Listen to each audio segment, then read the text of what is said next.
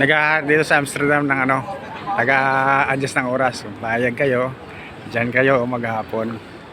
Yan, mag-a-adjust ng oras. Yan lang, lipat-lipat.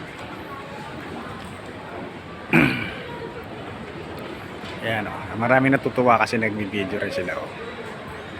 Yan. Kasi, yan, adjust na naman siya ng oras. Bago na ng oras. Oh. Ayos yung trabaho dyan. Eh, sa maghapon, bago sasahuran ka ng mga $50 to $60, pwede na. Tapos kikita ka na ng mga kulang-kulang 100,000. Oh, di ba? Pwede na dyan.